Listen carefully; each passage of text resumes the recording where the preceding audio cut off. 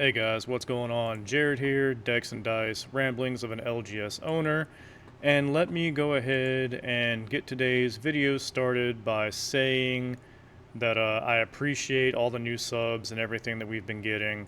Again, I do appreciate that. I hate to kind of sound like a broken record about it, but I do appreciate it. Thank you guys, all that good stuff.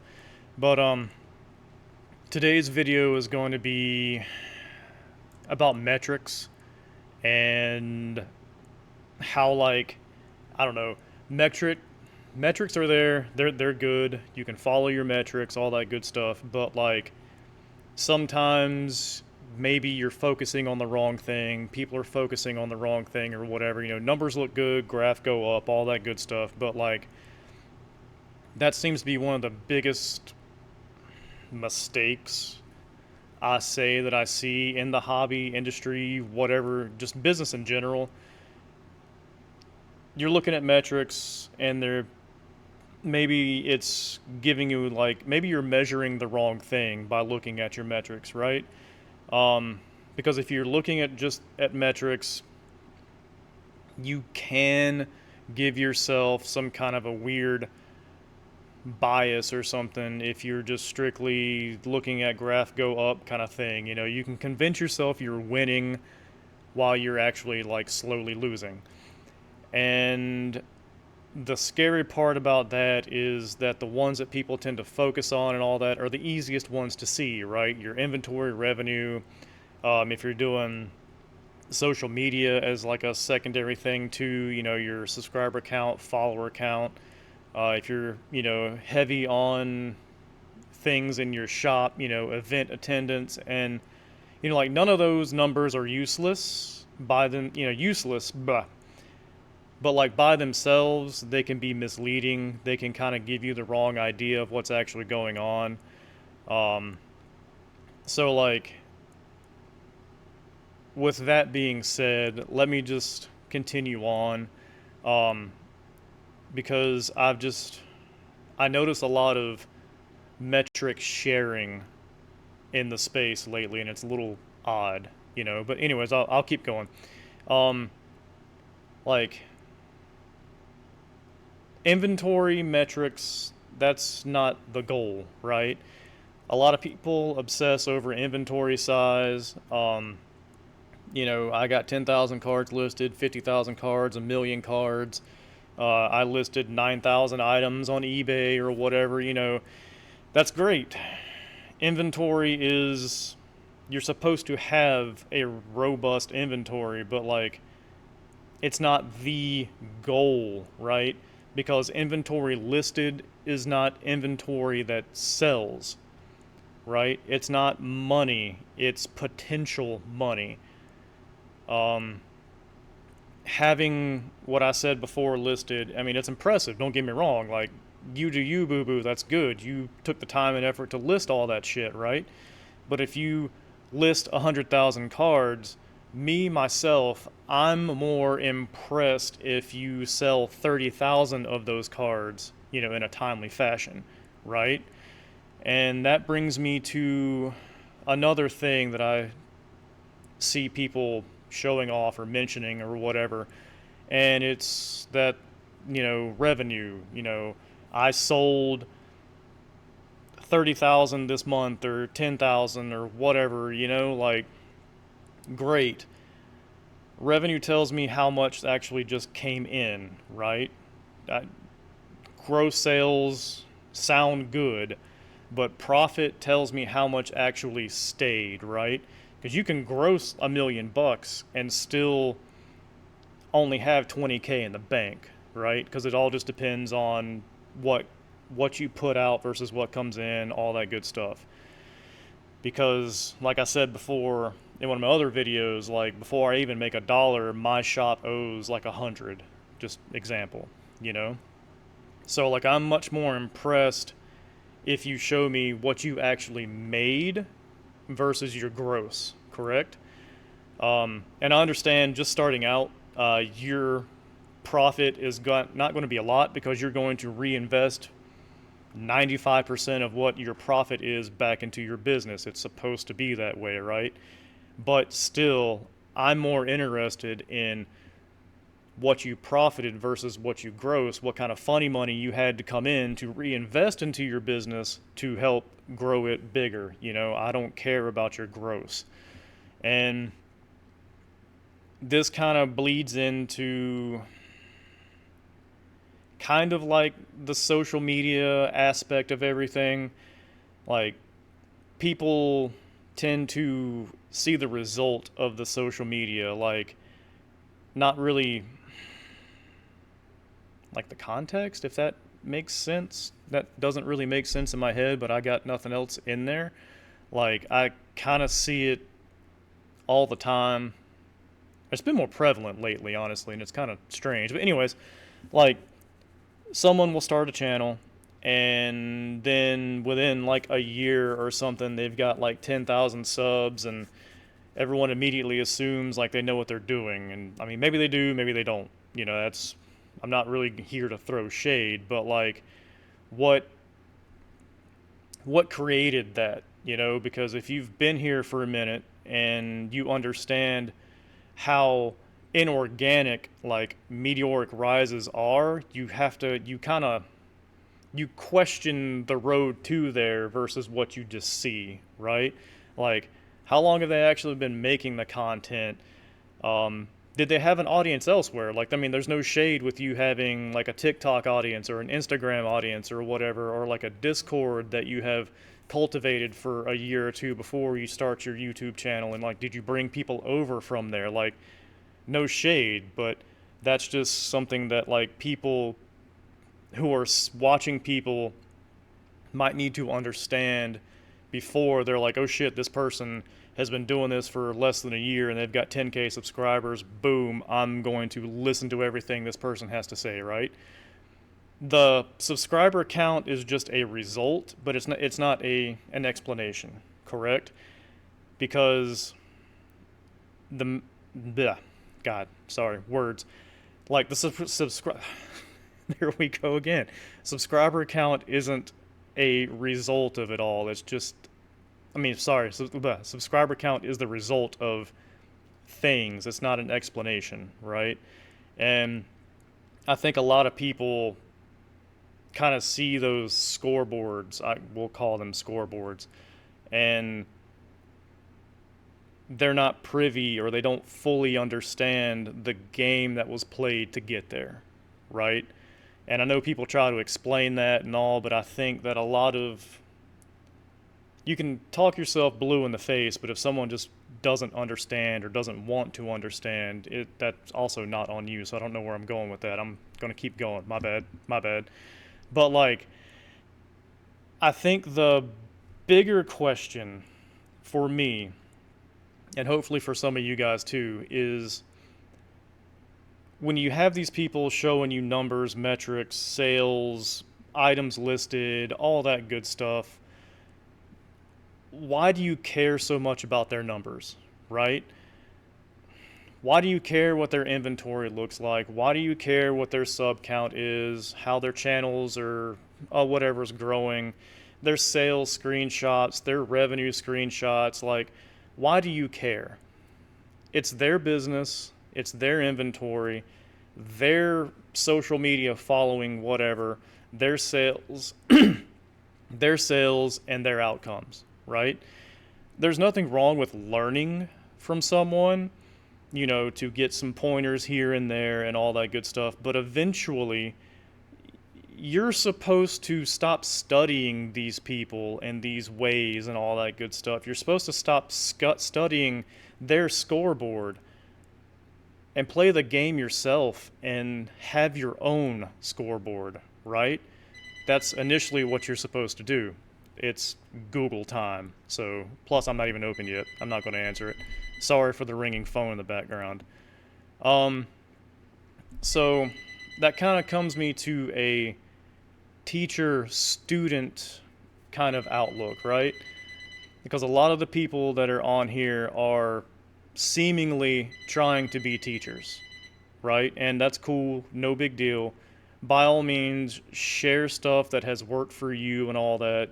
But at the end of the day, the goal of the teacher is not to have lifelong students, right? The goal is to create people, students, whatever you want to say, that no longer need the teacher, right? Because at some point, to touch back on my earlier thing, at some point you're supposed to learn what you need to do to go out and do it on your own, to build your own thing, to start it yourself, right? Because like that's why you're trying to learn these things. And sometimes I kind of wonder, and maybe I'm guilty of this too, right? Because I do throw out helpful shit, right? But sometimes I wonder if we are accidentally, unknowingly, whatever, created a culture of like permanent students, right? People who are always looking for the next video, the next guru on, oh, how you can do X, Y, and Z, their next metric video, screenshot, blueprint for, etc., etc. But like, I'm curious if we've made that a thing to where there's going to be perpetual students and not people going out and trying to build something themselves, right? Because I can show you metrics all day long, but I'm not going to, because it's my shop, right? My metrics have nothing to do with what you are doing or what you are going to do or what you might think you are going to do. Like I can tell you, because I looked it up before I did the video, like on my TCG player alone, right? Just I'm going to throw you some metrics, but I'm not going to show you anything. I wrote it down. And these may not be impressive to some people. They may be impressive to others. Again, I'm a small shop. I'm doing what I can, right? But here we go. Like on TCG last month, we did $18,189 in sales. We had 758 orders, and fees and all that good stuff. We had like 3,000-ish dollars from fees and refunds, right? At the end of the month, the net that we made minus the fees and everything like that was $14,564. There's some metrics for you to know about my shop, at least on the online TCG portion, right? Does that help you any? No, it doesn't. And I can hear you saying, but you didn't show me how you... I made it the same way that everyone else made it. I listed inventory, bought inventory, flipped inventory, repeat. That's it. That's the big secret, you know? You just gotta scale it, and that's all. But anyways, moving on, because I guess that was a little harsh, but I think it had to be said, right? Because you can spend years, days, weeks, months, years, whatever, measuring someone else's progress, watching their stuff, while completely, maybe not necessarily ignoring your own, but not paying as close attention to your own as you should, because you're, for whatever reason, fixated on someone else's progress and story and metrics, right? I guess it's cool to see that stuff, but what does it ultimately do for you, right? And then if you own a shop, like I've said before in other videos, like event metrics and attendance, asses and seats does not correlate to money. Like we all know that. Just because people come in there and you have a packed out event doesn't mean that you're going to be having a packed out, like jammed out sales for that day, right? I don't want to touch too much on this subject because I did like an entire video about it. If you want to see it, go back into my library and take a peek at it. But attendance is a metric. Going back to the metric thing, it's a metrics. There were, 60 people here last night. Great. What were your sales? That's all you got to know.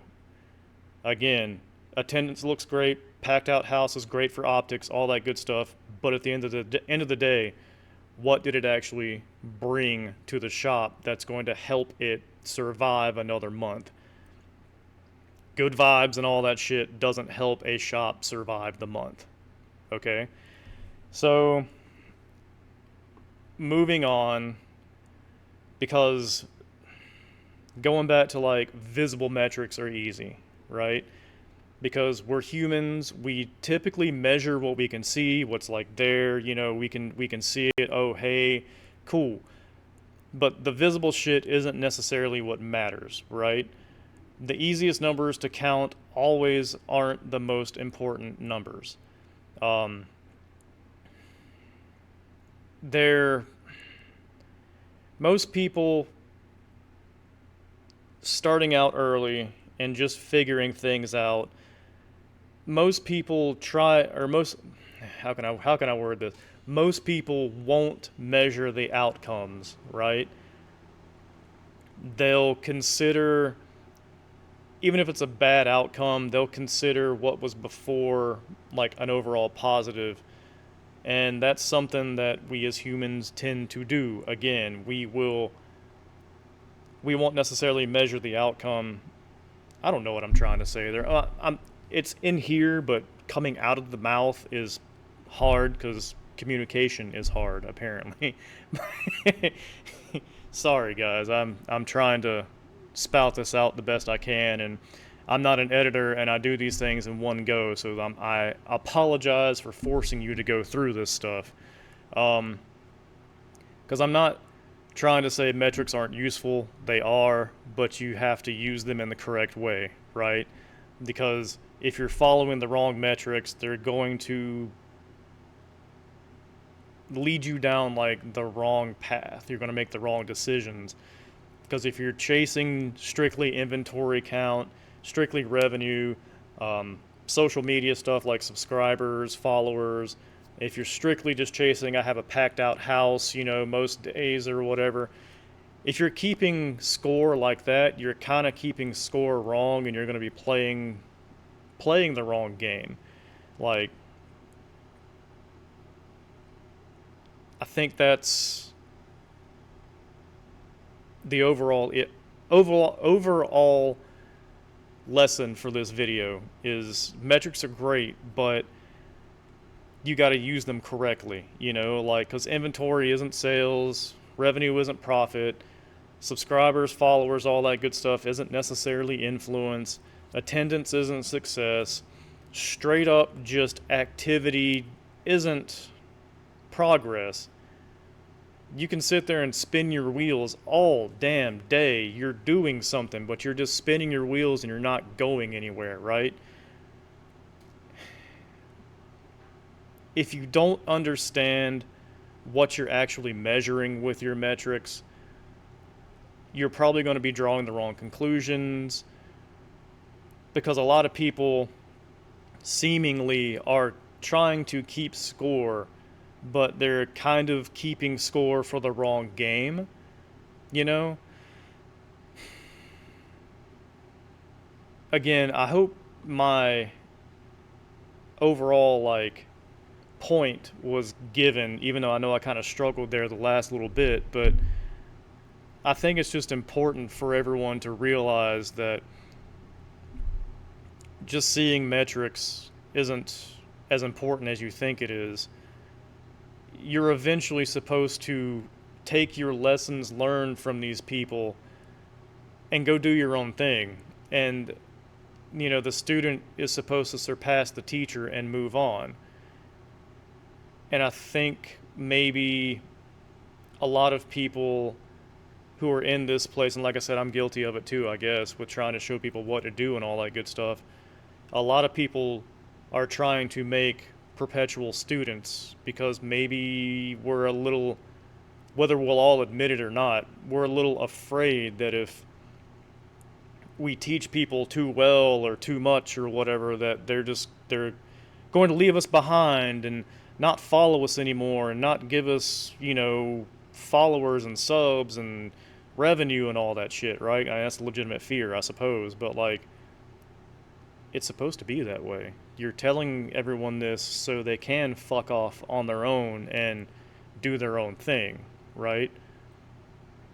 that's the ultimate goal. If you're wanting to help people, is to teach them what they're supposed to know to go help themselves and then leave you.